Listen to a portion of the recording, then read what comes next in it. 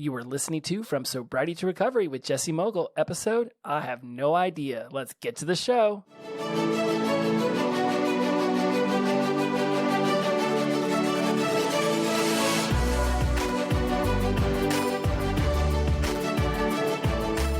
Welcome back to From Sobriety to Recovery. I am your host, Jesse Mogul, and I am in addiction recovery.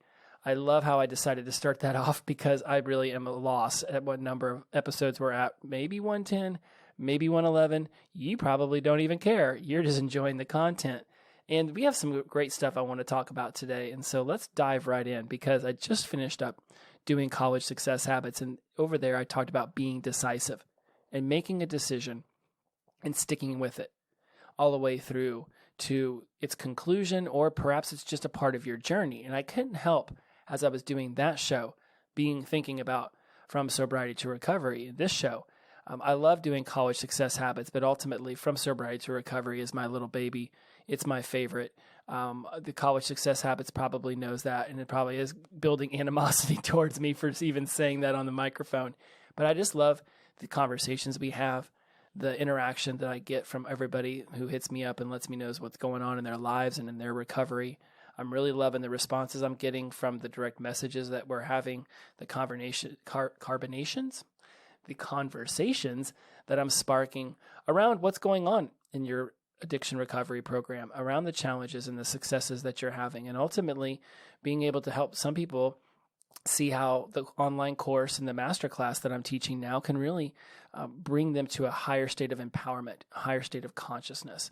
And so if you've been listening to my show for a while and you'd like to be a part of that tribe, or at least, the very least, have an empowerment call with me, then hit me up in the DMs over on Instagram. I'm always there. I've been more involved in Facebook now because they somehow managed to tie in their messenger to Instagram, so I can actually talk to both Instagram and Facebook all on my laptop much more efficiently. So if you have not been reached out to from me and you haven't heard from me yet, or maybe you've never even written, please reach out and let me know.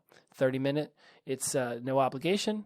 Sometimes it goes 45 because we're building rapport and we really enjoy the conversations we had. Had an amazing conversation with somebody in South Africa the other day. Got one lined up coming in Australia soon. Talked to somebody from Bulgaria not too long ago. Super awesome. Just the ability to be able to talk to so many people experiencing sobriety and addiction recovery in different countries. As well as, of course, right now I've got people in my tribe from all 4 time zones and in Canada, no less. So I technically could say I have an international mastermind, which is super cool. So let's talk about being decisive around our addiction recovery, because I do see that people are having a tough go at things here and there. It's not too hard to locate. My entire sobriety account on Instagram is just people going through addiction recovery, and I absolutely love that. And I hear and read and feel the depths of despair in some of these messages and some of these posts about how life has this ebb and flow. And, it's like, I'm just having a bad week. I'm having a bad month. I'm getting down. And I understand that we're emotional beings, and we are controlled so much by our emotions. It's one of the reasons why my program's called Wise Mind Empowerment, because it's this melding, this connection of your emotional mind and your thinking mind together that create this wise mind.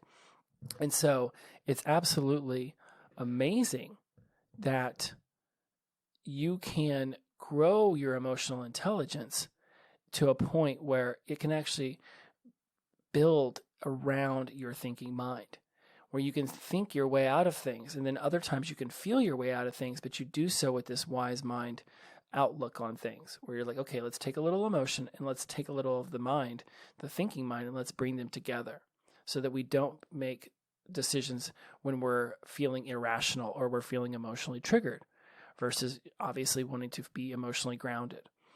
And one of the reasons why I love talking about being decisive in this way is you knew well before you got sober that you wanted or even needed to make this decision in your life because things were out of control and you just got tired of managing. And then we get sober, some time goes by, and we start to think, you know what, this isn't so bad, right? Maybe I was just in a bad place in my life, and maybe now I'm in a different place. And so maybe now I can bring alcohol or drugs back in and everything will be hunky-dory. But why would you put yourself through all of that? What is this intense desire to unplug from our own reality? Why is it that we allow society to tell us that the only way we can have fun is by getting intoxicated? We know if we've really stepped into our addiction recovery, that sobriety and being sober at events is way more, through the roof. It is more of an experience than it ever was going to weddings or football games or sporting events or birthdays or bar mitzvahs and just standing at the bar the whole time. I cannot tell you how many weddings I cannot even barely remember where I missed the coolest dances or something really amazing happened. But nope, I was standing out at the bar, not even paying attention, and I missed the entire event. So when you're decisive and you decide, okay, I'm going to make this decision, I'm going to step into sobriety and I'm going to work my ass off. If you find yourself white knuckling it, counting the days, you're still at the ebb and flows of your emotions, then there's work to be done to get yourself into addiction recovery. It's why we call the show From Sobriety to Recovery. You don't just show up in addiction recovery. You work your way into addiction recovery. And so what has me thinking about all of this for today's show was I was sitting here going through podcast topics on my notes app. And I mean, between my notes app and Trello, it's a plethora. I won't even go through them all because literally I've got 400 episodes figured out, but I never know what to talk about. So and I'm not going to say never. I rarely have something set weeks in advance. I generally take my energy from the previous week, figure out something that I overcame, something I worked through, and then I bring that to the table. It's one of the reasons why I literally shoot these shows, both College Success Habits and From Sobriety to Recovery, weekly. I have banked shows in the past. It has definitely worked in the past, but it's not my preferred way of doing it. Maybe one or two, but not necessarily months. My interview series part, of course, I will record all of those in chunks and then I'll put them out. So when I started to look out over the energy I had this week, I've watched some people who made very important decisions in their lives, ultimately decide that they didn't want to continue on with the endeavor they took on. Whether it's choosing to go to the military or choosing to go to a certain college or choosing to take on a new job. It's like a few weeks in and all of a sudden they want to back out. It's not their cup of tea anymore. And with all of them, I just keep asking them the question. They'll say something like, I don't enjoy this job anymore. Well, how is that a problem? Well, I thought it was going to be more beneficial to my overall career. Well, how is that a problem? Well, I really wanted to learn some new tricks and trades and hacks and new skills at this job so I could ultimately go off and create my own company around this area of expertise. Well, how is that a problem? And I just keep escalating them up with the question, how is that a problem? How have you asked yourself that? You want to go back to drinking. I don't like being sober anymore. How's that a problem? Well, I don't feel like I can have my friends. I don't feel like I can be myself. I don't feel like I can go anywhere and have fun. I don't feel like I can go to sports bars. I don't feel like I can go to live concerts anymore because everybody else there is drinking. How is that a problem? Well, everybody else is drinking and I'm not, so I don't feel like I'm on the same wavelength with them. How is that a problem? Well, I'm not connecting with people the way that I used to, and so I want to be able to connect with people. How is that a problem, right? We start to escalate it high up enough that we start to understand the values that we're finding that aren't being met. If there's ever an issue you're having with an endeavor you've taken on, a decision you've made, a person in your life, a career change, whatever it might be, when you start to move up the ladder, you start to chunk it up, is what we call it in NLP. You start to take this bird's eye view. At the very top is your values. And when you find a values misalignment, that is going to be why you're no longer gelling with something that you used to. If you go up on your values enough, you might find that it's not alcohol or drugs that you want to actually go back to. It's that you got sober and then all of a sudden you had all of this quote unquote opportunity in front of you You were riding this pink cloud, cruising around on the blue elephant, whatever it might be. And everyone says, man, sobriety is amazing. Addiction and recovery is amazing. World of opportunity. You get to experience life in the present moment, fully aware and taking it all in. And then you get sober and all of a sudden it's like, well, this isn't my beautiful life. This isn't my beautiful house. This isn't what I was promised. This isn't what I want. Then you have to create what you want. What you want isn't to actually go back and use again. But when you start to go up the value ladder, you might realize that you value independence or freedom or adventure or stepping outside of your comfort zone, taking on new endeavors. And if you're not taking on new endeavors, if you're not being adventurous, if you're not stepping outside of your comfort zone, right, you're being uncomfortably comfortable, then that's where you're having the values misalignment, not with wanting to go back to drinking and using drugs. You already know that there's nothing left in that world for you. Why would you want to go back there?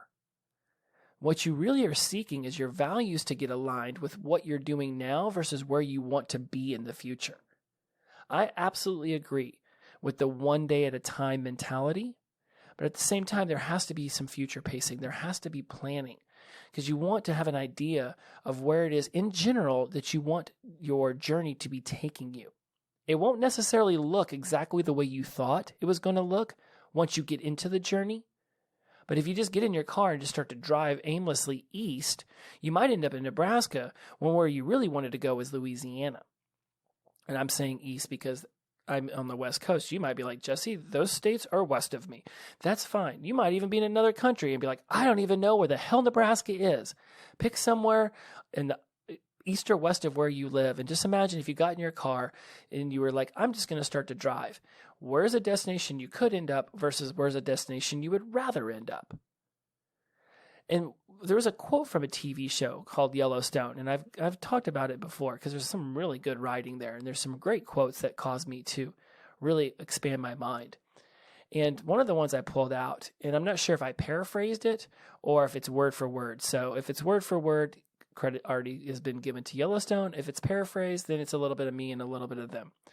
And the quote goes, I am not looking forward to this moment, to this action, but I am looking forward to the aftermath, what I will receive or become after I do this or this is done to me. And one of the things that really sparked me when I heard that, and again, is it verbatim or is it paraphrasing? I'm not really sure. It doesn't matter. Let's move past that. I am not looking forward to this moment or to this action, but I am looking forward to the aftermath. That's how most of us stepped into sobriety. Not really looking forward to the moment we walked away from alcohol and drugs, even though we know it wasn't benefiting us, even though we know it was killing us, even though it was not allowing us to feel empowered or creating our best self. We weren't necessarily looking forward to it, but we were looking forward to the aftermath of what we would receive and who we would become after we did this. The back part of that is, or this is done to me, right? Like some of us, we went into addiction recovery because the law told us we had to. This was being done to me, right? We've talked about and we've learned within neuro-linguistic program that things aren't done to us, that we are in the seat of personal responsibility and that we always have a choice. Law could tell you to do it or not. Doesn't mean that you will. You might be like, you know what, law, I'm not really too worried about what you're going to do. And you might go off and use, and again, you might end up in jail or prison. And you know what? You made that choice. Clearly, you weren't afraid enough of prison to stay out of prison. I was always afraid of jail and prison just enough to not cross over that line that I thought would take me there. Now, I definitely dealt copious amounts of drugs, so I have no doubt that the law would say, dude, you were doing plenty to end up in prison. But as far as I was concerned, I was keeping myself on the other side of that. Probably not really all the time, but at least I don't have stories of prison. Plenty of stories of jail, but not of the general population. I was mindful, but I wasn't mindful enough not to get arrested 15 times. So when I stepped into sobriety and recovery, at the time, I was so out of control. My body was going through one of the worst detoxes ever. I wasn't necessarily looking forward to the detox I was putting myself through, but I knew I couldn't really drink alcohol for the next 10 days anyways. So I was like, you know what? Let's just commit to being sober. Let's walk in here. Let's start to meet with therapists. Let's start to go to meetings, and let's see what else is out there. Let's talk to some other people who've done this. I wasn't necessarily through the moon, like, I can't wait to do this. Like, it's going to be better than a roller coaster. That wasn't how I felt. But I really did feel like this was the best decision for me at the time, and that I was ready to see this through to fruition, whatever that ultimately ended up being. I kept alcohol and drugs. You've heard me talk about this before. I kept some weed in my room. I kept vodka. I kept whiskey. I kept beer. I kept wine all in my room for my first 3 or 4 weeks. Maybe it was longer. Maybe it was 6. It was a while. I ultimately ended up giving all of that to my roommate. There's certain parts of the story I've even started to delete because I've moved so far beyond that moment.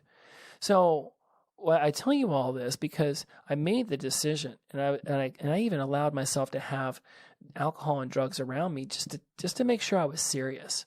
And once I got through the initial phases of the detox, I was like, you know what? I think this is what I want to be doing. I think this is absolutely where my life needs to be going. I had been thinking about it for about a year, and I was like, you know what? Absolutely. I do not want to go back. I do not want to be managing. I don't want to be in pain. I'm going to be decisive about this. It's one of the reasons why when I started to uncover the principles that ran my addiction recovery, that decisive was in there. I was courageous. I stepped into sobriety, and I was decisive that even if it got difficult, I would figure out a way to handle life without getting intoxicated. Because getting intoxicated won't solve anything. It won't make any of this better. In fact, it'll just postpone me actually doing what I need to be doing in order to get this problem in my life, this solution opportunity dealt with.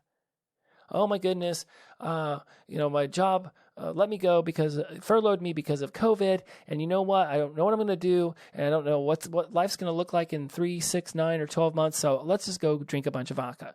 That would not have helped the situation. I would have come out of that bender trying to figure out still what I wanted to do, but now I would have had to deal with the massive hangover and the disappointment I'd have in myself for going back to a life I clearly was over with. So when we go back to this Yellowstone quote that I brought up, I am not looking forward to this moment or to this action, but I am looking forward to the aftermath, what I will receive or become after I do this. That is what we seek. That is where we want to end up. That is the aftermath. That is the beautiful part of the journey. Right? I've got some people in my tribe who are dealing with some difficult conversations in their family, or they're going to school.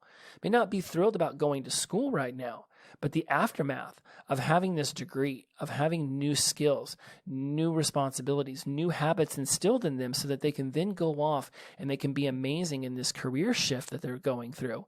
That's what they're looking forward to. They're looking forward to having that piece of paper that proves that they have the skills to take on these new jobs, to move their life forward so that they become their wise-minded, empowered self. Most people aren't thrilled about sitting inside of a classroom for 2 more years, but they are thrilled about the opportunities that the aftermath of that will bring them. And this is like anything else in life. I'm not always thrilled about going up into the loft and turning on my Beachbody Max 30 Insanity program with Sean T. But he starts us off doing some jumping jacks, and 3 minutes in, we're warmed up, and before you know it, we're hit the 10-minute mark, then it's the 20-minute mark, now we're at the 25-minute mark, boom, it's done. Maybe there's some abs, maybe there isn't, but he's coaching me along all the way. I am not necessarily looking forward to the workout every day, but I am looking forward to the aftermath. Watching my body fat start to shrink, my muscles begin to pop, me to begin to feel more healthy. I often look at my phone when I first wake up and I think, man, 11,500 steps is a lot. I'll look at that when I first wake up. We've talked about this. Have a gratitude list or something so you wake up on the right side of the bed, correct?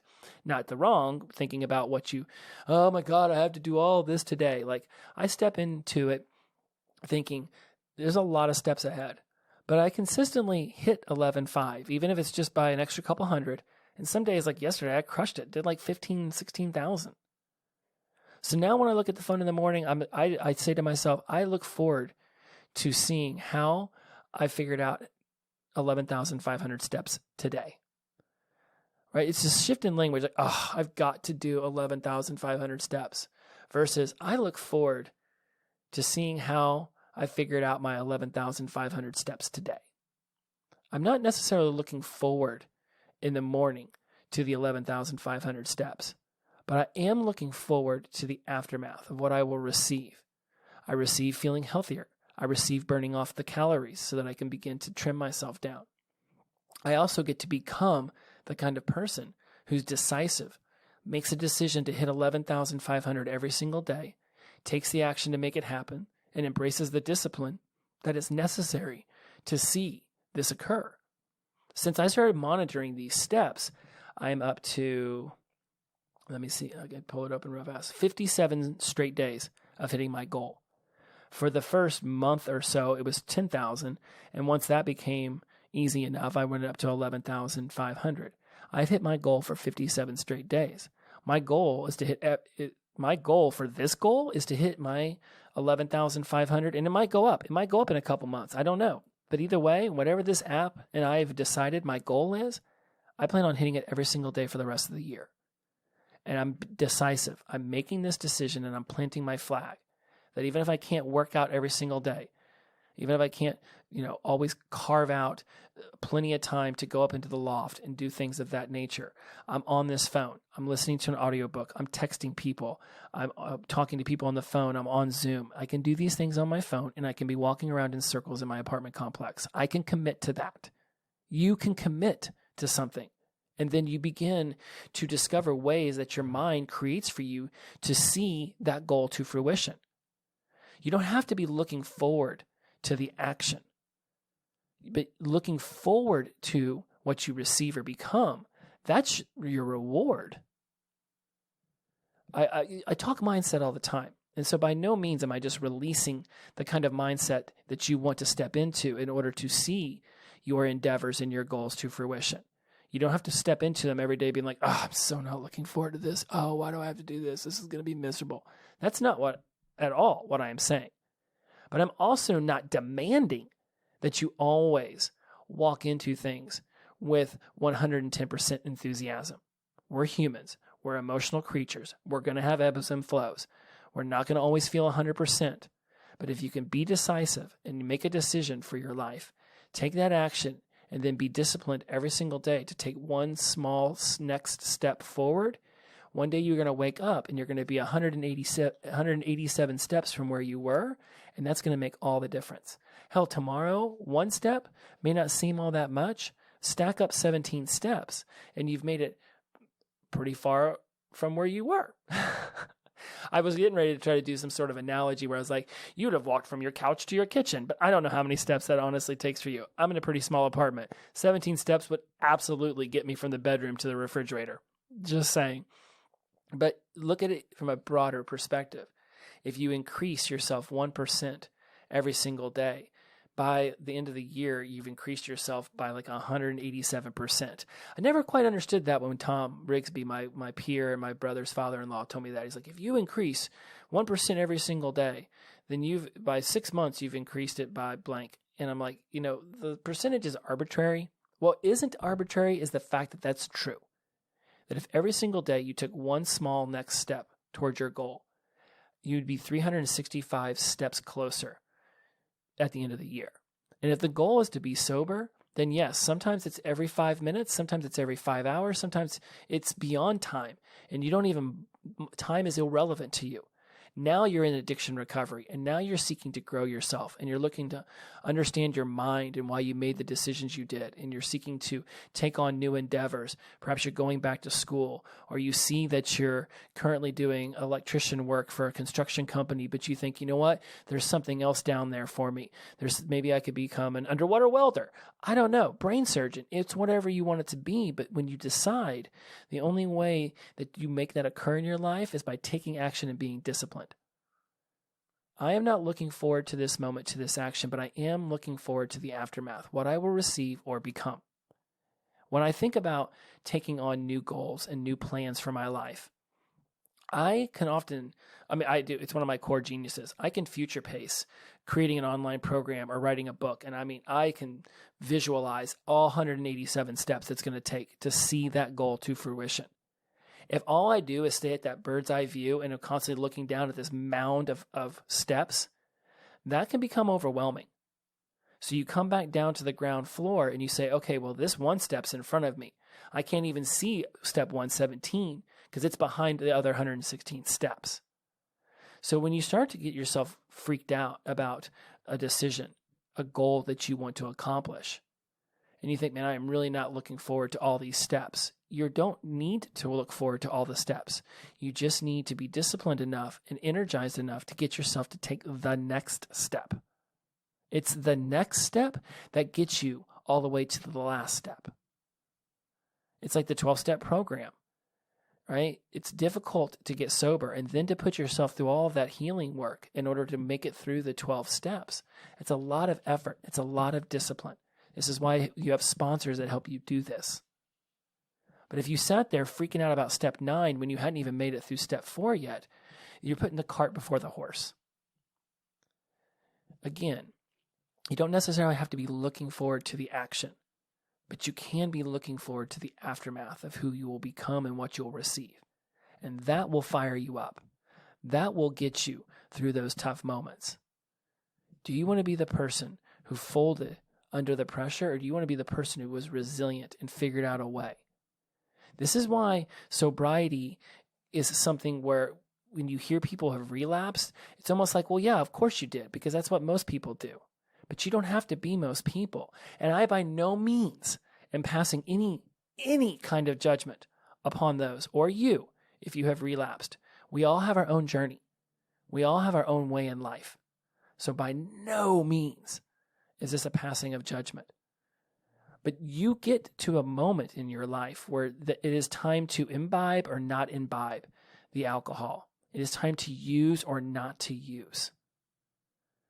Everything that happened that led you to the moment where that shot's in your hand, or that joint's in your fingers, that straw's in your hand, and there's the drugs and alcohol in front of you, everything that led up to that was a decision moment for you. It's where you could have been decisive and said, no, whatever is happening right now doesn't feel great, but going back to that would make it feel even worse. Life is complicated, and we are emotional creatures who ebb and flow with the moon, with the tides, with the earth, with nature. Understand that there will be difficulties and there will be challenges.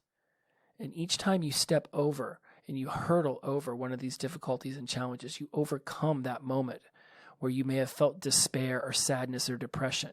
And you walked through it and you said, you know what? This is tough and this is painful, or this does hurt me right now. But going backwards to alcohol and drugs is only going to make it that much more of a tragedy. I do not need to step into that world. Stay on my course.